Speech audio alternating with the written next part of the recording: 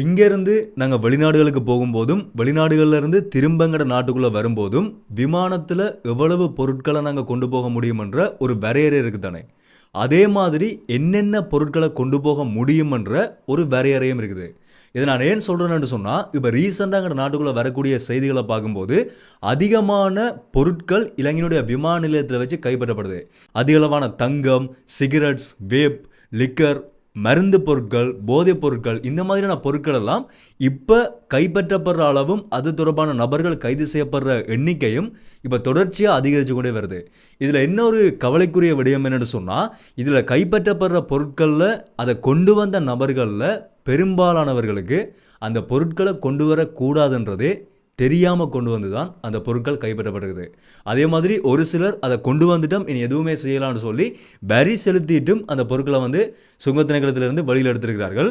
2024ஆம் ஆண்டில் மட்டும் இலங்கையினுடைய சுங்கத் திணைக்களத்துக்கு ரெக்கார்ட் பிரேக்கிங் ரெவன்யூ எவ்வளவு வருமானம் கிடைச்சிருக்குன்னு சொன்னால் 1.5 ட்ரில்லியன் ரூபாய் வருமானம் 2024ஆம் ஆண்டில் மட்டும் இலங்கையினுடைய சுங்கத் திணைக்களத்துக்கு கிடைச்சிருக்குது. இந்த வீடியோவில் நாங்கள் பார்க்க போகிற விஷயங்கள் என்னென்னு சொன்னால், இப்போ எங்கள் நாட்டுக்குள்ளே உள்ளே வரக்கூடிய பயணிகளாக இருந்தாலும் சரி, நாட்டை விட்டு வெளியில் போராக்களாக இருந்தாலும் சரி, அதிகமானாக்கள் புலம்பெயர் தமிழர்கள், அதே மாதிரி சுற்றுலா பயணிகளாக வாராக்கள், இந்த மாதிரி நிறைய பேர் நாட்டுக்குள்ளே வந்து கொண்டிருக்கிறீங்க. நாட்டை விட்டும் நிறைய பேர் வெளியில் போய் கொண்டிருக்கிறீங்க.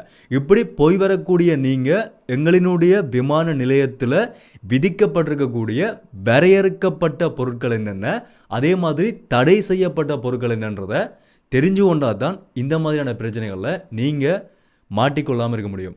அதனால நான் இந்த வீடியோவில் வந்து என்னென்ன பொருட்கள் இலங்கையினுடைய விமான நிலையத்தில் வரையறுக்கப்பட்டிருக்குது, அதை எவ்வளவு நீங்கள் கொண்டு வர முடியும், அதே மாதிரி தடை செய்யப்பட்ட முழுமையாக கொண்டு வரவே கூடாத பொருட்கள் என்னென்ன இருக்குன்றது தான் இந்த வீடியோவில் முழுமையாக தெளிவாக பார்க்க போகிறோம். கட்டாயமாக வெளிநாடுகளுக்கு போராக்களாக இருந்தாலும் சரி, வெளிநாட்டிலேருந்து வாராக்களாக இருந்தாலும் சரி, தெரிஞ்சு கொள்ள வேண்டிய ஒரு முக்கியமான விஷயமா இருக்க போகுது. ஸோ வீடியோவை முழுமையாக பாருங்கள். கட்டாயமாக ஒரு பயனுள்ள காணொலியாக இருக்கும். என்ன விஷயம் தெளிவாக முதலிருந்தே பார்க்கலாம். அனைவருக்கும் வணக்கம். நான் உங்கள் BK கரிகாலன். அது என்னோட டீட்டெயிலாக பார்க்குறதுக்கு முதல் நான் வளமையாக சொல்கிறது தான், என்னோட சேனலுக்கு தான் யாராவது புதுசாக வந்து பார்த்து கொண்டிருக்கீங்கன்னு சொன்னால் தொடர்ச்சி இந்த மாதிரி இன்ஃபர்மேஷன்ஸ், அதே மாதிரி நியூஸ் அப்டேட்ஸ் எல்லாத்தையுமே பார்க்கணும்னு சொன்னால் சப்ஸ்கிரைப் பண்ணி அந்த பெல் ஐக்கனை கிளிக் பண்ணி ஓல் ஆப்ஷன் வச்சு கொடுங்க. அப்போ நான் அப்லோட் பண்ண வீடியோஸ் எல்லாத்தையுமே உடனுக்குடனே உங்களால் பார்க்க முடியும்.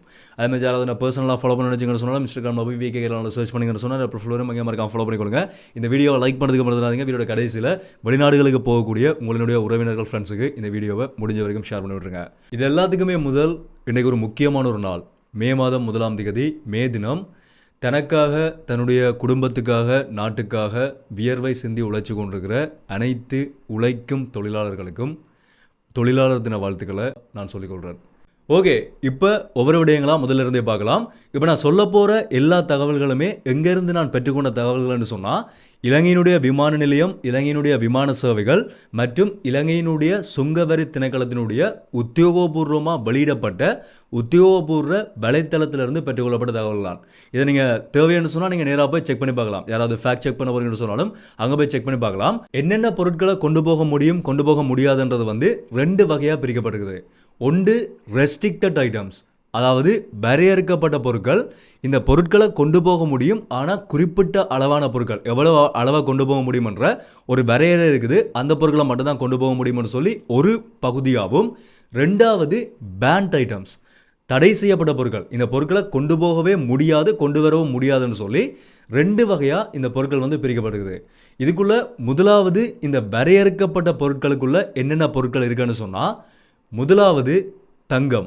எங்கள் நாட்டுக்குள்ளே அதிகமாக கொண்டு வரப்பட்டு அடிக்கடி பறிமுதல் செய்யப்படுறதும் கைது செய்யப்படுற நபர்களாக இருக்கிறதும் இந்த தங்கமாக தான் இருக்குது. உதாரணத்துக்கு UAE, இப்போ துபாயிலிருந்து யாராவது நாட்டுக்குள்ளே வாராக்கள் வந்து அளவுக்கு அதிகமான தங்கம் கொண்டு வந்து அந்த தங்கம் இலங்கையினுடைய விமான நிலையத்தில் வச்சு சுங்க திணைக்களத்தால் பறிமுதல் செய்யப்படுறது, இல்லாட்டி தங்க ஆபரணங்கள் கொண்டு வந்து பறிமுதல் செய்யப்படுறது, இல்லாட்டி ஏனைய ஏதாவது விலை மதிப்பற்ற உலோகப் பொருட்கள் கொண்டு வந்து கைது செய்யப்படுற நபர்களினுடைய எண்ணிக்கை, அந்த கேசஸ் வந்து எப்போவுமே அதிகமாக தான் இருக்கும். அடிக்கடி இந்த செய்திகள் வரதை வந்து எங்களால் பார்க்கக்கூடிய மாதிரி இருக்கும். தங்கம் வந்து நாங்கள் UAEயோ இல்லாட்டி எந்த நாட்டிலேருந்து நாங்கள் வாரம்னு சொன்னாலும், இலங்கைக்குள்ளே வந்தாலும் குறிப்பிட்ட ஒரு அளவான தங்கத்தை மட்டும்தான் எங்களால் கொண்டு வர முடியும், எடுத்துக்கொண்டு வர முடியும். இப்போ நாங்கள் கையில் ஏதாவது மோதிரம் இல்லாட்டி கழுத்தில் யாராவது பெண்கள் செயின் அந்த மாதிரியான நகைகளை போட்டுக்கொண்டு வரார்கள்னு சொன்னால் அதுக்கு தடை கிடையாது. அது வந்து சாதாரணமாக அதுக்காக எல்லா விரலையுமே ஒரு 5 மோதிரத்தை போட்டுக்கொண்டுலாம் வர முடியாது. சாதாரணமாக ஒரு குறிப்பிட்ட அளவான ஒரு நபரால் எவ்வளவு தங்க ஆபரணங்கள் அணிய முடியுமோ அந்த தங்க ஆபரணங்களோட வந்தால் எந்த பிரச்சனையுமே இல்லை. ஆனால் அதை தாண்டி அளவுக்கு அதிகமாக தங்க ஆபரணங்களை நாங்கள் எங்களோட பைகளில் வச்சுக்கொண்டு எடுத்துக்கொண்டு வந்தாலோ இல்லாட்டி தங்க பிஸ்கட் இந்த மாதிரியான பொருட்களை கொண்டு வந்தாலோ இலங்கையினுடைய சுங்க திணைக்களத்தினால அது பறிமுதல் செய்யப்படும். அதுக்கான வரியை நீங்கள் செலுத்த வேண்டி ஏற்படும். அது ஒரு இறக்குமதி பொருளாக கருதப்பட்டு அதுக்கான இறக்குமதி வரி இலங்கையினுடைய சுங்க திணைக்களத்தால் விதிக்கப்படும். அதையும் தாண்டி நீங்கள் சட்டவிரோதமாக கொண்டு வந்தேன்னு சொல்லி ஒருவேளை அந்த பொருள் பறிமுதல் செய்யப்படலாம், இல்லாட்டி அதுக்கான தண்டப்பணமும் உங்களுக்கு விதிக்கப்படலாம். அதில் நீங்கள் அவதானமாக இருந்து கொள்ளுங்க. தங்கத்தை கொண்டு வரீங்கன்னு சொன்னால் எவ்வளவு கொண்டு வர முடியுமன்றதை நீங்கள் வாங்குறதுக்கு முதலே அந்த திணைக்களங்கள்கிட்ட கேட்டு அதுக்கேற்ற மாதிரி நீங்கள் கொண்டு வரது உங்களுக்கு நல்லது. ரெண்டாவது விஷயம் என்னென்னு சொன்னால் லிக்கர், மதுபானம். இது வந்து அடுத்த ஒரு பெரிய அளவில் மாட்டக்கூடிய அடுத்த ஒரு பொருள். மதுபானங்கள், வைன் பாட்டில்ஸ் இந்த மாதிரியான விடயங்கள் வந்து நாட்டுக்குள்ளே கொண்டு வரப்படுறது வந்து அதிகம். வெளிநாடுகளிலிருந்து நீங்கள் புலம்பெயர் தமிழராக இருந்தீங்கன்னு சொன்னால் நீங்கள் வரும்போதும் கொண்டு வரது, அதே மாதிரி இங்கேருந்து போகக்கூடிய நபர்களும் வந்து அங்கே விலை குறைவாக இருக்குன்னு சொல்லி அங்கே வாங்கி கொண்டு வரது, இந்த மாதிரியான பொருட்களும் வந்து இலங்கையினுடைய விமான நிலையத்தில் பறிமுதல் செய்யப்படுறது எப்போவுமே அதிகமாக இருக்கும். இதில் இன்னொரு சோகமான ஒரு விஷயம் என்னென்னு சொன்னால் நீங்கள் என்ன பொருட்களை இப்போ நான் சொல்ல போகிற என்ன பொருட்களை நீங்கள் அளவுக்கு அதிகமாக கொண்டு வந்தாலும் ஒன்று அந்த பொருட்கள் சுங்க திணைக்களத்தினால பறிமுதல் செய்யப்பட்டு அது அங்கே இருக்கிற டஸ்ட்பினில் போடப்படும். அப்படி இல்லைன்னு சொன்னால் அது அழிக்கப்படும். எங்கிட்டேருந்து பறிமுதல் செய்தாலே அவர்கள் கொண்டு போய் அதை அழிச்சிடுவார்கள்ன்றது தான் ரூல்ஸ். அது அவர்கள் அதுக்கு பிறகு யாராச்சும் அங்கே இருக்கக்கூடிய ஊழியர்கள் எடுத்துக்கொண்டு போகிறார்களா இல்லையான்றது வந்து அது அவர்களோட பக்கம். ஆனால் பறிமுதல் செய்யப்படக்கூடிய பொருட்கள் வந்து சட்டவிரோதமாக இருந்தால் அது வந்து முழுமையாக அழிக்கப்படணும். இப்போ ரீசெண்டாக ஹெரோயின் அழிக்கப்பட்டது தானே, போதைப் பொருள் அழிக்கப்படுது, அதை மாதிரி அழிக்கப்படணும். அப்படி இல்லை உங்களுக்கு வரி செலுத்தி பெற்றுக்கொள்ள முடியும்னு சொன்னால் அது வந்து நீங்கள் வாங்குகிற பொருளுடைய பெறுமதியை விட மிக அதிகமான வரியை செலுத்தி தான் உங்களால் அந்த பொருளை திரும்ப பெற்றுக்கொள்ள வேண்டிய ஒரு சூழ்நிலை ஏற்படும். அதனாலேயே நிறைய பேர் என்ன செய்யணும்னு சொன்னால் அளவுக்கு அதிகமான ஆடைகள் கொண்டு வந்தாலோ ஏதாவது டிவைசஸ் எலக்ட்ரானிக் டிவைசஸ் கொண்டு வந்தாலோ அதை வந்து அப்படியே அவர்கள்ட்ட விட்டுட்டு வந்துடுவார்கள். அதை என்ன செய்வார்கள்னு சொன்னால் அங்கே இருக்கக்கூடிய ஒரு சில ஊழியர்கள் தங்களுக்குன்னு சொல்லி எடுத்துக்கொண்டு போயிடுவார்கள். அதனால் நீங்கள் அணியாமல் உங்களோட காசை கொடுத்து கொண்டு வந்து அவர்களுக்கு கொடுத்துட்டு வராமல் எவ்வளவா கொண்டு வர முடியுமன்றதை தெரிஞ்சுக்கொண்டு, இப்போ நான் சொல்கிறத வச்சுக்கொண்டு தெரிஞ்சுக்கொண்டு அதுக்கு பிறகு அது என்ன அளவில் கொண்டு வர முடியுமன்றதை தெரிஞ்சுக்கொண்டு அதுக்கிட்ட மாதிரி கொண்டு வாங்க. ஓகே, அடுத்தது மூன்றாவது விஷயம் என்னென்னு சொன்னால் கொஸ்மெட்டிக்ஸ், அழகு சாதன பொருட்கள். இதில் என்னென்று எங்கள்கிட்ட இருந்து பறிமுதல் செய்யணும்னு சொல்லி கேட்டிங்கன்னு சொன்னால் நான் ஏற்கனவே சொன்னேன், இலங்கைக்குள்ளே கொண்டு வரப்படக்கூடிய பொருட்கள் எங்களோட தேவைக்கு அதிகமாக நாங்கள் கொண்டு வந்தோம்னு சொன்னால் கட்டாயமாக இலங்கையினுடைய சுங்கவரி திணைக்களத்துக்கு நாங்கள் இறக்குமதி வரி செலுத்தணும். அது சிறிய பொருள்லேருந்து பெரிய பொருள் வரைக்கும்.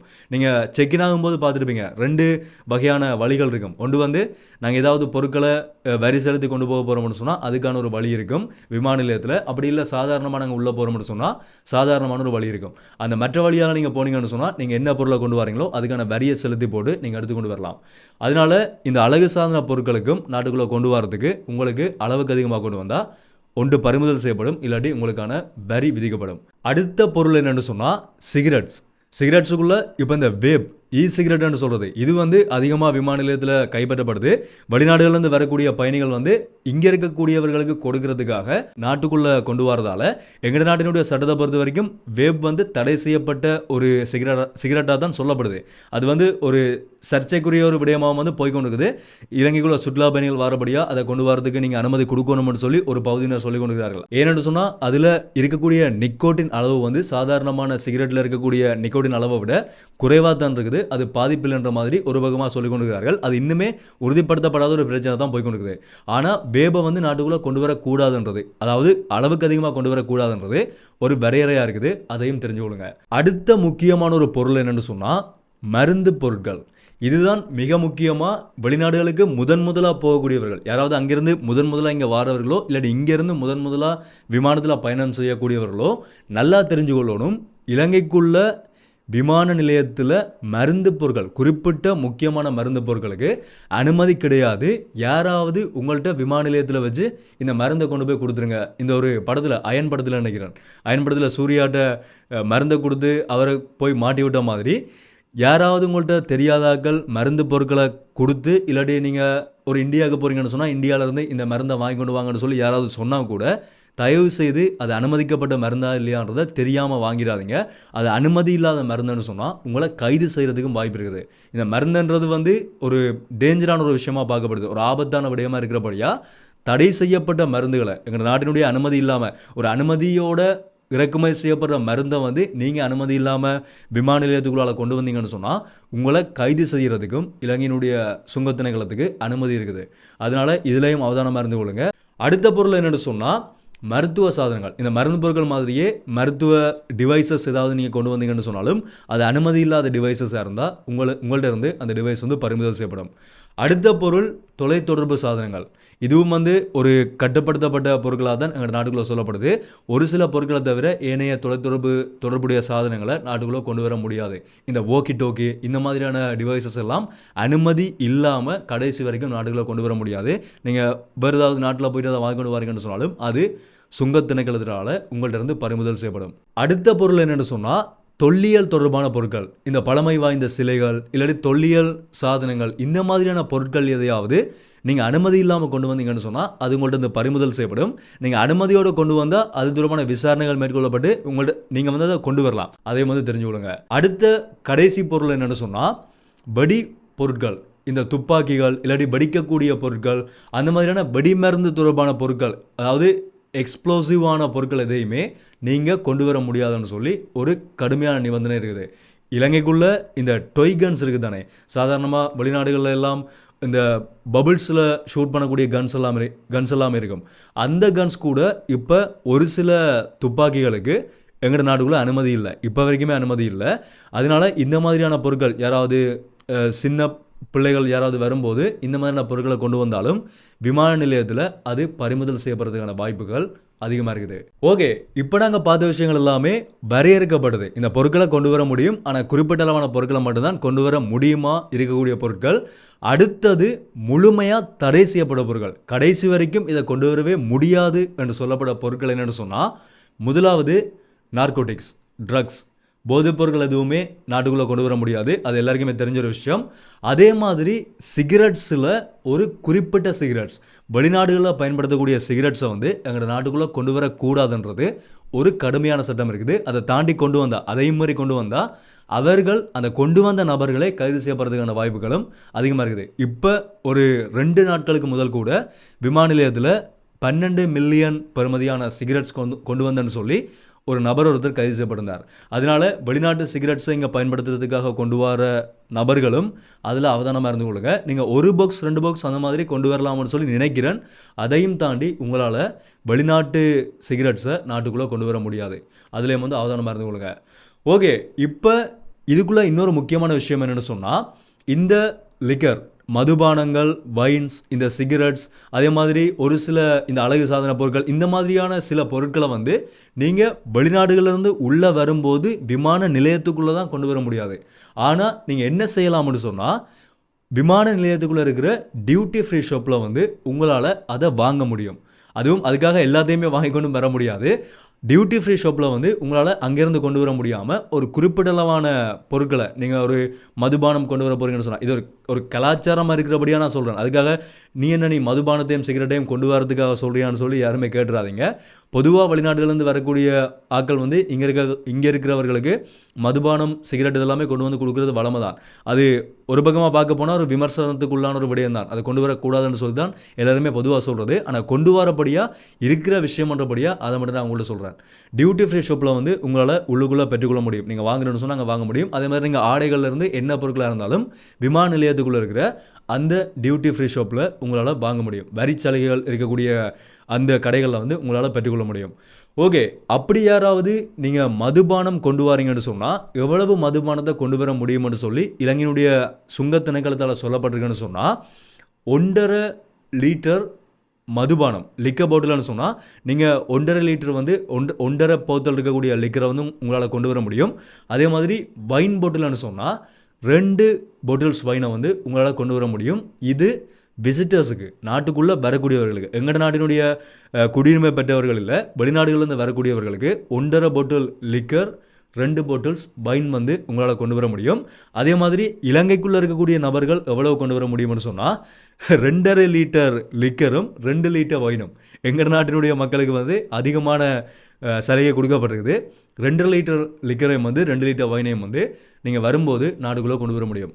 ஸோ இந்த விடயங்கள்லாம் இலங்கையினுடைய விமான நிலையத்தில் நீங்கள் இங்கேருந்து அங்கே வெளிநாடுகளுக்கு போகும்போதும் சரி, நீங்கள் இந்தியாவுக்கு போனாலும் சரி, யூகேக்கு போனாலும் சரி, எந்த நாட்டுக்கு போனாலும் சரி, இலங்கையினுடைய விமான நிலையத்தை நீங்கள் தாண்டி வெளியில் போனாலோ இல்லாட்டி அங்கேருந்து நாட்டுக்குள்ளே வந்தாலோ கட்டுப்படுத்தப்பட்ட வரையறுக்கப்பட்ட பொருட்களாக இருக்கிற பொருட்கள் இந்த பொருட்கள் தான்.